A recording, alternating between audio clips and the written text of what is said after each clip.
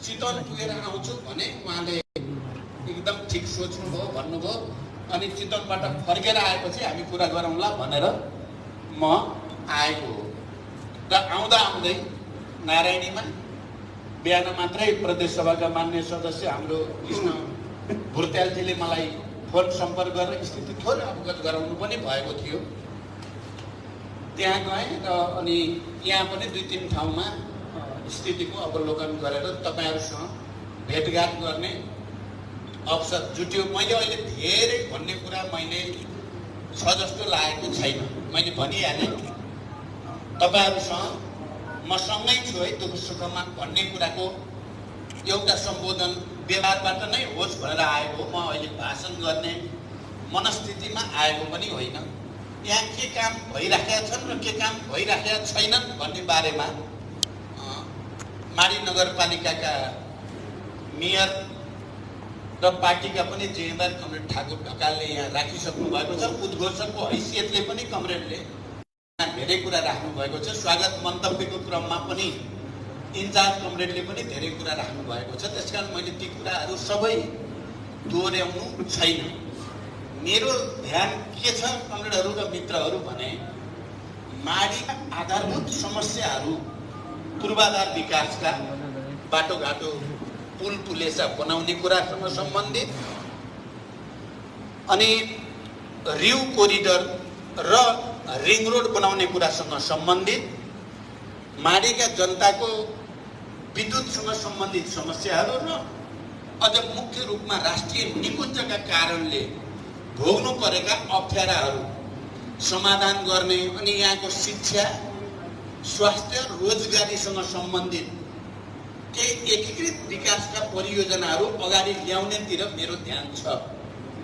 म यहाँ जनप्रतिनिधि भएदेखि नै माडीमा केही चिज नयाँ र अलि दीर्घकालीन महत्त्वका काम हो सबैले पनि मोटामोटी गर्ने एभरेज सरदर काम मात्रै गरेर मलाई उम्कने छुट छैन भन्ने ज्ञान मलाई छ।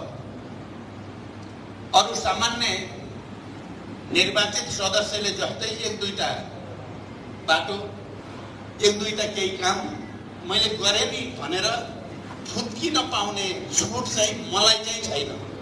किनकि म पार्टीको अध्यक्ष पनि अब 2 चोटि प्रधानमन्त्री भएर अनुभव गरिसकेको पनि र यो परिवर्तनमा महत्त्वपूर्ण भूमिका खेलेको व्यक्ति हुनुको नाताले पनि म यस क्षेत्रको जनप्रतिनिधि भइसकेपछि मैले केही दीर्घकालीन महत्त्वका कामहरू गरेर छोड्नुपर्छ भन्ने मलाई बोध छ।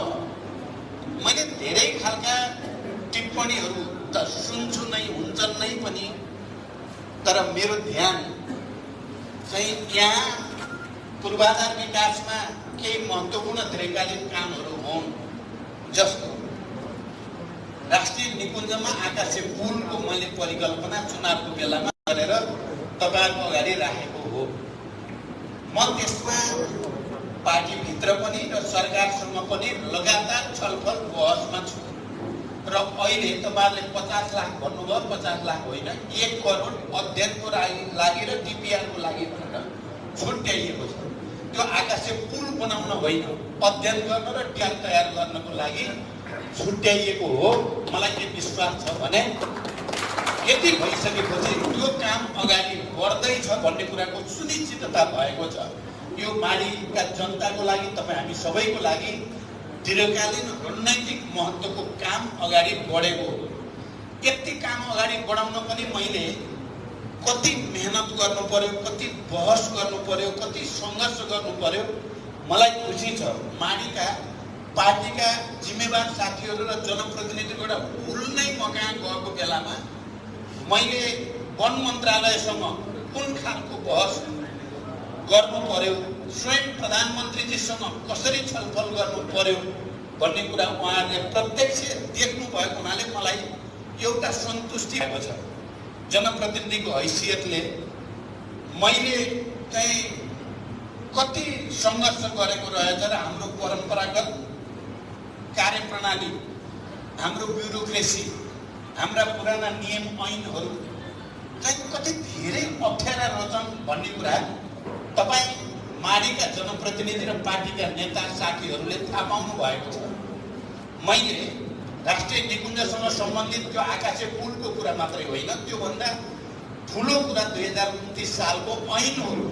त्यो ऐन संशोधन नभइकन, नयाँ ऐन नभइकन त्यो समस्याको आकाशे पुल नै भए पनि समाधान पुरै भइसक्दैन। त्यसकारण ऐन संशोधनमा मेरो ध्यान छ, जोड छ। अहिले ड्राफ्ट त भएको छ, तर भनेको जस्तो अझै भएको छ। त्यसमा सङ्घर्ष मेरो जारी छ भनेर तपाईहरू बुझ्दिनु होला।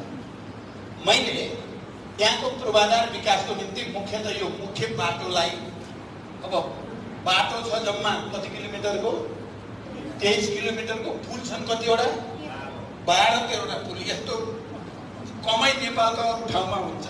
23 किलोमिटर भित्र 12-13वटा नै पक्की पुल बनाउनै पर्ने। तर त्यो काम अगाडि बढेको छ। अहिले कोरोना नभएको भए, लकडाउन नभएको भए धेरै चाहिँ अझ राम्रो चाहिँ देखिसक्यो परिणाम। तैपनि ती अगाडि बढिसकेका छन्। अब त्यसमा कुनै दुविधा छैन, ती सम्पन्न हुन्छन्। 2-4 दिन ढिलो छिटोको कुरा मात्रै हो। विद्युतको समस्या वान्स एन्ड फर अल सदाको लागि माडीमा समाधान हुने काम अगाडि बढी नै सक्यो। मलाई लाग्छ तपाईँहरूले थाहा पाइसक्नु भएको छ। माडीलाई एउटा पर्यटकीय स्थल बनाउने भनेर 100 गन्तव्य देशभरिका मध्ये माडीको सोमेश्वर पनि हुनै पर्छ भनेर निकै जोड गरेर राखिएको हो भन्ने कुरा पनि तपाईँले थाहा पाउनु भएको छ। त्यो गर्दा दीर्घकालीन ढङ्गले माडीका जनताको समृद्धिको चाहिँ एउटा आधार हुन्छ भनेर नै त्यसो गरिएको हो। रिउ खोलाको कोरिडोर अहिले नै कुरा गर्नुहुन्छ भने 3टा केन्द्रीय मन्त्रालयबाट बजेट परेको छ, कार्यक्रम परेको छ र प्रदेशबाट पनि त्यसमा सायद बजेट परेको छ। त्यसकारण रिउ कोरिडोर मूलतः त्यो अब सम्पन्न हुने दिशातिर अगाडि बढेको छ र अब रिङ रोडको चाहिँ अध्ययन र तयारीको प्रक्रिया अनि यहाँ एकीकृत विकासका अरू परियोजनाहरू मेरो दिमागमा अहिले के छ भने यी सबै ठाडा खोलाहरू छन्, यिनको तटबन्ध अनि पूर्वाधार विकासका अरू कुराहरू, कृषि, शिक्षा र स्वास्थ्यको सबैको एउटा एकीकृत परियोजना माडीको निम्ति आवश्यक छ भन्ने मलाई लागेको छ। र मेरो चाहिँ सपना चाहिँ के छ भने अब 2.5 वर्ष भन्दा 1-2 महिना बढी बाँकी छ यो सरकारको कार्यकाल, अथवा मेरो माननीय सदस्यको रूपमा, तपाईँको जनप्रतिनिधिको रूपमा यो कार्यकाल भनेको पनि अब 2-2.5 वर्ष मात्रै बाँकी छ। यो 2-2.5 वर्षभित्र यस्तो एकीकृत परियोजना अगाडि आओस् कि माडीको जनताले भविष्यसम्म सम्झिराख्ने होस् भन्ने मेरो सपना छ। यदि मैले त्यसो गर्न सकिनँ भने म एभरेज भन्दा बढी हुँदैन र तपाईँहरूले मलाई राम्रैसँग आलोचना गर्न पाउनुहुन्छ। तर म त्यसो गर्नै पर्छ भन्नेमा छु। म चाहिँ त्यस्ता दीर्घकालीन ढङ्गले अहिले धेरै कुरा राख्न सक्दिनँ। तपाईँले यो कुरा बुझिदिनु हुनेछ भनेर म विश्वास गर्छु।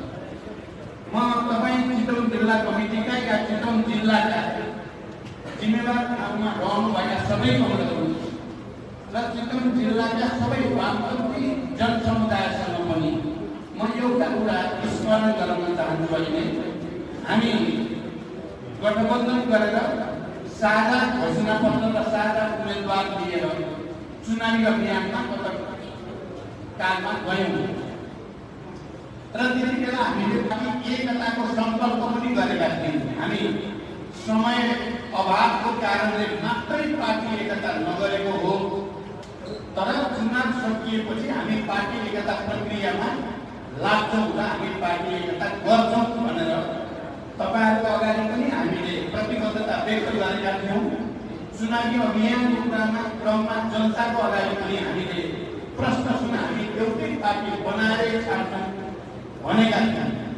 हाम्रो गठबन्धन, साझा उम्मेदवार र साझा घोषणा र पार्टी एकता गरी छाड्छौँ नेपालको कम्युनिस्ट आन्दोलनका 2 प्रमुख पार्टीहरू, 2 प्रमुख धाराहरू, इतिहासमा उतार चढावहरू सबै झेलेर आएका शक्तिहरूको बिचमा गठबन्धन र एकताको सङ्कल्पबाट तपाईहरु निकै धेरै उत्साहित हुनुभयो। जनताहरु पनि निकै धेरै भरोसा गरेर उत्साहित हुने वातावरण बन्यो। त्यसैगरी र हामी नेपालकै इतिहासमा पहिलो पटक कम्युनिस्ट पार्टीको नेतृत्वमा बलियो स्थायी सरकार बनाउने झन्डै 2 तिहाई बहुमतको सरकार बनाउने ठाउँमा नेपाली जनताले हामीलाई पुर्याए। त्यसको अगुवाई तपाईहरुले गर्नुभयो, देशभरिका कार्यकर्ताहरूले गर्नुभयो, विभिन्न नेताहरूले आफ्नो जिम्मेवारी पूरा गर्नुभयो। म यति बेला के स्मरण गर्न चाहन्छु, तपाईँ चितवन जिल्लाका कमलहरूलाई भने पार्टी एकता अलि ढिलो हुन गयो। चुनाव चाहिँ सम्पन्न भएपछि पनि हामीले जेठ 3 गतेसम्म एकताको बारेमा विभिन्न कोणबाट केन्द्रमा र विभिन्न रूपमा अन्तर्क्रिया तपाईहरुसँग पनि हुने गर्यो। र एउटा चिन्ता सर्वत्र देखा पर्न थालेको थियो, कतै नेताहरूले पार्टी एकता नगर्ने त होइन, किनकि त्यति बेला प्रतिक्रियावादीहरू, मैले अहिले नाम लिन्न, त्यसभित्र पनि देश बाहिरका पनि यो कम्युनिस्ट पार्टी एकताबद्ध नहोस् भन्नको निम्ति निकै धेरै कसरत गरेका थिए। मलाई लाग्छ तपाईहरुलाई यो कुरा धेरैको जानकारी होला। मलाई र पार्टी नेतृत्वमा भएका हामी सबै कमरेडहरूलाई, अर्को अध्यक्ष समेत, प्रधानमन्त्री सबैलाई यो कुरा राम्रोसँग जानकारी छ। त्यति बेला यो पार्टी एकता नहोस् भन्नको निम्ति चाहिँ बरु सरकार अन्य गठबन्धनको बनोस् भन्नको निम्ति तपाईहरुलाई यो कुरा म स्मरण मात्रै गराउन चाहन्छु। म आफैलाई 5 वर्षको लागि प्रधानमन्त्री दिनको लागि एउटै मात्रै पार्टी होइन, अरू 2-3टा पार्टीहरू पनि हामी लिखित प्रतिबद्धता गर्छौँ। तपाईँ हाम्रो नेतृत्व गर्नुहोस् भनेर हाम्रो पार्टी एकता घोषणा गर्नुभन्दा अगाडि धेरै पटक त्यस खालका प्रयासहरू भए। अन्य सेबोटेज गर्ने काम पनि देशभित्र बाहिरबाट नभएका होइन। तर हामी नेताहरूले त्यति बेला जनताको अगाडि गरेको सङ्कल्प र प्रतिबद्धता, तपाईहरुको अगाडि गरेको सङ्कल्प र प्रतिबद्धता महान कुरा हो। नेपाल राष्ट्रको निम्ति राजनीतिक स्थायित्व ठुलो कुरा हो र समाजवाद उन्मुख संविधान अनुसार समाजवादको आधार निर्माण गर्ने गरी अगाडि बढ्ने कुरा ठुलो कुरा हो। को मान्छे प्रधानमन्त्री कति समय हुने भन्ने कुरा त्यति धेरै महत्त्वको कुरा होइन भन्ने ठानेर ती सबै कन्स्पिरेसीहरूलाई परास्त गरेर हामीले अन्ततः जेठ 3 गते मदन आश्रित स्मृति दिवसको दिन पारेर हामीले पार्टी एकता घोषणा गर्यौँ। म यो कुरालाई ध्यान दिन म तपाईहरु सबैसँग विशेष आग्रह गर्न चाहन्छु। मैले अझ तपाईँ चितवन जिल्लाकै भन्न के चाहेको छु भने त्यति बेला अलिक ढिलो हुँदा चितवन जिल्लाको एउटा भेलामा तपाईहरुकै प्रतिनिधि भनाइको रूपमा केही कमरेडले राख्नु भएको थियो, केन्द्रले एकता गर्न ढिलो गर्ने हो भने हामी चितवन जिल्ला चाहिँ कहिले एकताबद्ध हुन्छौँ भनेर वक्तव्य दिनुभयो। तपाईहरुले ताली बजाउनु भएको थियो। म अहिले अस्ति भर्खरै जस्तो लाग्छ त्यो ताजा नै छ स्मरण। मैले धन्यवाद भनेको थिएँ। चितवन जिल्लाले इतिहासमा विभिन्न क्रान्तिहरूमा, आन्दोलनमा, युद्धमा, शान्तिपूर्ण आन्दोलनहरूमा खेलेको भूमिका र यसको अग्रणी वैचारिक राजनीतिक स्तरको कारणले चितवन जिल्लाले पार्टी लिडरसिपलाई पनि प्रेरित गर्नुपर्ने, गल्ती गर्न लाग्यो भने अलिकति उसलाई ट्र्याकमा ल्याउनको लागि सहयोग गर्नुपर्ने भूमिकामा पनि चितवन जिल्ला छ। मैले त्यति बेला भनेको थिएँ, तपाईँहरूमध्ये कयौँलाई स्मरण होला। त्यसकारण यो जिल्लाले यदि पार्टी केन्द्रले एकता गर्न ढिलो गर्छ भने हामी चाहिँ एकता गरेर देखाइदिन्छौँ भन्ने स्पिरिट राख्ने जिल्लाभित्र हो चितवन जिल्ला। अहिले पार्टीमा केही जटिलता, केही समस्या तपाईहरुले अनुभूत गर्नु भएकै छ। मैले यहाँ बोले पनि, मैले यहाँ नबोले पनि तपाईहरु सबैले मिडियाबाट वा अन्य विभिन्न गतिविधिबाट थाहा पाइरहनु भएकै छ। के होला कसो होला भन्ने चिन्ता पक्कै पनि तपाईहरुको मनमा आइराखेकै छ। तर मैले के भन्न चाहन्छु भने पार्टी विभाजित हुन दिइने छैन, पार्टीको एकतालाई अक्षुण्ण राखिनेछ, यो विश्वास म तपाईहरुलाई व्यक्त गर्छु। तपाईहरुले पार्टी एकतालाई अक्षुण्ण राख्न, एकतालाई हामीले हिजो गरेको संकल्प समझदारी र सहमति सहित सम्पन्न गरेर अगाडि बढ्नको लागि तपाईहरुले राम्रो सहयोगीको भूमिकामा तपाईहरु रहनु पर्दछ। म तपाईहरुसँग विशेष अपील गर्न चाहन्छु। हिजो मात्रै माडीमा एउटा सानो अन्तर्क्रिया कार्यक्रममा भनेको थिए, हामी अहिले नै कोही हतार नगरौँ, कोही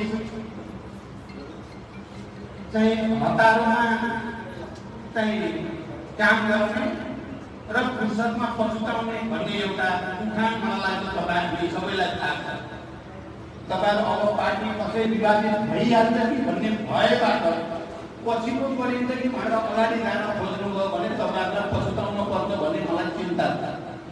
किनभने भोलि पार्टी एकताबद्ध हुँदा सहमति गरेर नेताहरू तपाईहरुको अगाडि आउँदा चाहिँ किन हतार गरिएछ भन्ने चाहिँ तपाईहरुलाई नपरोस्। त्यसो भएर नेताहरूले मैले केही भने पनि तपाईहरुले धैर्यतापूर्वक सुन्नुहोस्। मैले भनेको अनुसार गरिहाल्न हतार पनि नगर्नु। अर्को अध्यक्षले केही भन्नुभयो भने पनि तपाईहरु सुन्नुहोस्, त्यही अनुसार गरिहाल्ने हतार नगर्नु। त्यसले पार्टीलाई, आन्दोलनलाई, देशलाई, राजनीतिलाई, कम्युनिस्ट आन्दोलनलाई मद्दत गर्दैन। हामी गम्भीर छलफलमा छौँ। पार्टी भनेको के हो मलाई लाग्छ तपाईहरुको अगाडि यही हलमा पनि मैले केही समय अगाडि भनेको थिएँ। चिनिया कम्युनिस्ट पार्टीका महासचिव तथा गणतन्त्र चीनका राष्ट्रपति आउँदा र त्यस क्रममा हामी दुईटा पार्टीको बीचमा जे अन्तर्क्रिया सहमति समझदारी भयो, हामीले एमओयूमा हस्ताक्षर पनि गरेका थियौँ दुईटा पार्टी तर्फबाट। हाम्रो पार्टीको अन्तर्राष्ट्रिय विभागको तर्फबाट वरिष्ठ नेता कमरेड माधव कुमार नेपाल र चिनिया कम्युनिस्ट पार्टीको तर्फबाट चीनको अन्तर्राष्ट्रिय विभागका प्रमुख सुन्तालको बीचमा लिखित हस्ताक्षर भएको छ। र त्यति बेला चलेको छलफलमा के भनिएको थियो भने चिनिया कम्युनिस्ट पार्टी जसको सदस्य संख्या झन्डै 9.5 करोड 10 करोडको नजिक छ, 10 करोड हामी नेपाली जनसङ्ख्या तीनवटा जोड्दा पनि चीनको कम्युनिस्ट पार्टीको सदस्य संख्या जति पुग्दैन। त्यति विशाल पार्टी विभाजित नभई पनि चाहिँ एकताबद्ध कसरी रहन सक्यो? हाम्रो यहाँ त असाध्य थोरै सदस्य संख्या भएका पार्टी पनि फुटिरहेका, अलि सापेक्षिक रूपले धेरै भएका पार्टीहरू पनि फुटिरहेका। तपाईहरुको फुट्दैन के कारण हो भन्ने छलफल भएको थियो।